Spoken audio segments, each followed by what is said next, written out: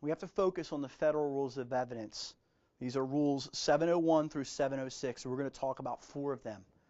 I want to say up front, please forgive me. This is kind of dry material in here, but you really need to walk through these elements in this set so that you understand if you're going to become a forensics expert and you're going to testify in the court, how you're going to achieve those goals. These are a very strict set of guidelines. If we as forensics experts are trying to be scientific about our data acquisition and our forensics investigation, the court is trying to be scientific about how they allow people to testify and what evidence they will accept. So they're just doing it from their side, and so this is where we intersect with the court. So these are a lot of quotes, and please forgive me, but here, take a look and read this. If the scientific, technical, or other specialized knowledge will assist the triers of fact to understand the evidence or to determine a fact in issue, a witness qualified as an expert by knowledge, skill, experience, training, or education may testify thereto in the form of an opinion or otherwise. That last piece there, opinion. They're trying to say these facts are beyond us, and your opinion helps to get us there. So now, how can you testify? Well, there's 3 steps here. The expert may testify only if the testimony is based upon sufficient facts or data. You have to support what you think by the facts.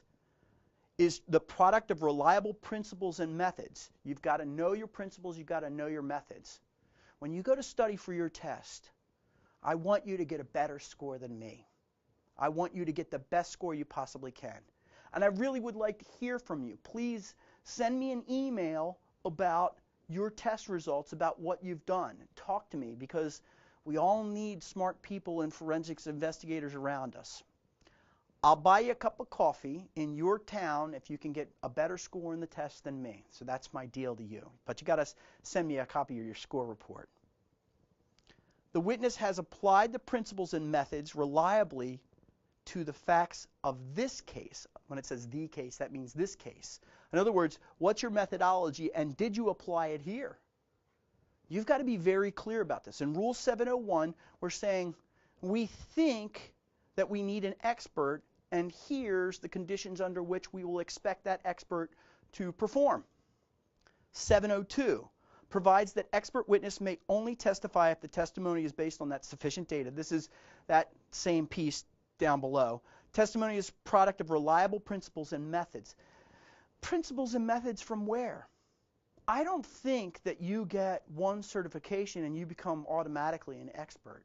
I don't think that you use one tool, EnCase or FTK or SMART or Helix, and you become an expert.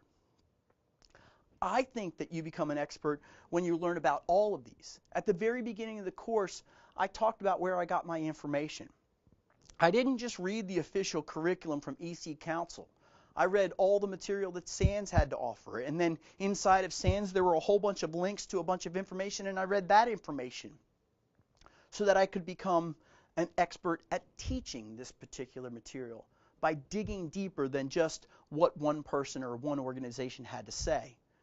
Knowing more than just the principles and methods of the EC Council, knowing more than that is what makes you tend toward an expert. 703. The facts or data in the particular case upon which an expert bases an opinion or inference may be those perceived by or made known to an expert at or before the hearing. Somebody gave you paper for you to review. Next part. If of a type of reasonability relied upon by the experts in a particular field in the forming opinions or inference upon the subject, the facts or data need not be admissible in evidence in order for the opinion or inference to be admitted. You don't have to say, here's all the data and this is my opinion. You can say, here is my opinion. Now, the next question by the opposing counsel is, what do you base that upon? blah, blah, blah, blah, blah. And then what they're going to do is they're going to say, since you base it upon this, in an earlier article, you wrote this thing right here, and it's counter to that. They'll take things out of context and try and crush what you're doing at this moment in time. You have to be prepared to know all of the writings that you've done. That's part of your preparation. And 703 says you can state it, but then you got to back it up later on, is really what it boils down to. Facts or data that are otherwise inadmissible shall not be disclosed to the jury by the proponent of the opinion or inference unless the court determines that their probative value in assisting the jury to evaluate the expert's opinion substantially outweighs their prejudicial effect. The judge gets to decide a lot of this information. And you really have to work hand in hand with the court because, well, first off, what's going to happen before that is you're working with the attorney on your side, and they're going to say, you know what, that would be inadmissible, and what do you think we're going to get out of that if we do try to put that in? And I go, well, this piece right here clearly indicates this path, this line and logic of reason, this process of them continuing to do something. They keep on going to the web and doing this update over and over and over and over again. And really what they're doing there is they're not trying to do an update. They're trying to delay some licensing agreement, or they're trying to delay something. They're working around the licensing agreement that's in place, and therefore they're stealing from those people. It's not the actual fact of what they're doing, the updating, that supports this. That piece of inadmissible evidence. This has nothing to do with what we're trying to try at hand. No, it actually does, and here's why. Again, for 703, really let the attorney guide what's going on here. Let's switch gears here and talk about preparing for the deposition. 4 people, minimum, will be in the deposition. You, a court reporter, both sides of the counsel. So prosecution and defense. That's the minimum that's going to be there. You must know that minimum. You, court reporter, both sides. In the deposition, your attorney for your side is going to lay out the case, and this is the opportunity for them to know how you're going to act in a court of law. So this is kind of the interview after the interview, and they're going to say, let me ask you any of these questions that I want to. Since they're not going to be in court in front of the judge or the jury at this moment in time, they'll ask you everything. The opposing counsel, when they get in the room, by the way, what they're going to do is they're going to have a little chit-chat for, oh, this is a no big proceeding. This isn't a big deal. Let's just go ahead. Hey, listen, do you play golf? Chit-chat, and let's go ahead and, oh, we're buddies here. Don't do that. Don't play that game. You come in, you're all business. You come in, you're ready to present. You look the part. You stick to what's going on in this particular instance. You answer your attorney's questions. The opposing counsel is also going to pick at you, and they're going to see, hey, can I rip this person apart? What are their weaknesses? How do I get at them in that deposition? They're going to assess you and say, are you going to be effective as a witness for your side? Or are they going to be able to beat you apart when they get you on the stand? And they'll test you and probe you and see what's going on. If the person that's hiring you over here thinks that you're good, and then all of a sudden you're ripped to shreds by the opposing counsel, you're not going to court. They're going to boot you right out of there, and they're going to put somebody else in there. And now the thing that you've done is you've kind of sunk this person's case a little bit because you've given away information that shouldn't be there that may help the opposing counsel. But if you're staying scientific, if you're saying this is where this comes from, this is how I get this, and you're just stating those facts and focusing in on that, and then using your opinion to support to wrap all this stuff together in a nice, neat bow, then you'll be fine. This is the process of forensics. It describes the exhibits, it provides the statements of compensation, and it provides interpretation. Now let's look at that third point there. The other things we've talked about a lot. Provides a statement of compensation. You have to tell the court that you're getting paid. You have to tell the jury that you're getting paid to do this.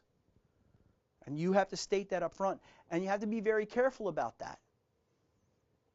So you're going to have to dig a little bit deeper to say, I'm worth this money. And you have to be willing to assert that.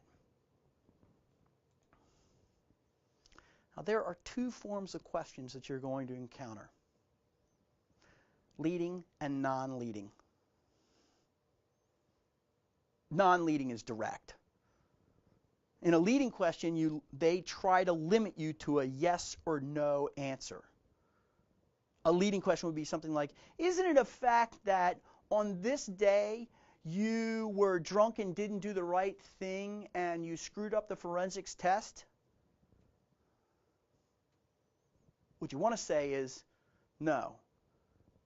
What you want to say is, well, I need to explain that. What's going to happen if you do that is that counsel is going to say, and this is the person that's against you, they're going to say, he's not being responsive. He's not saying yes or no. I ask him a yes or no question, and he's not being responsive. And you can say, I can't be truthful, and you have to make sure that this is true. I can't be truthful by answering yes or no at this point. You can't do that over and over and over again. You've got to let them do their yes and no so that they can build their case on their side. And you need to say yes or no. Now, what will happen is they'll say, isn't it true, taking something out of context to kind of lead you down their path. You have to be prepared for their line of logic. Now, your counsel has to do direct questions. The opposing counsel is the only one that's allowed to do leading questions. So remember, these questions are going to be coming at you pretty brutal, and you've got to be ready for it on both sides. Now, if in the original testimony that you're giving, they do these leading questions with you, and you can't clarify, then your counsel will then have another chance to come around and say, before he was saying this, can you please explain why you didn't feel comfortable answering that question that way? They'll pull it out of you later on if they want it. Remember, the two counsels are playing their chess game, and they know what evidence they want in, what evidence they don't want in. You can state your facts and then state your opinion on top of that. They can come back at you, do the leading questions, and then the next thing that happens is your counsel gets a chance to clean up this thing. Can you further explain that?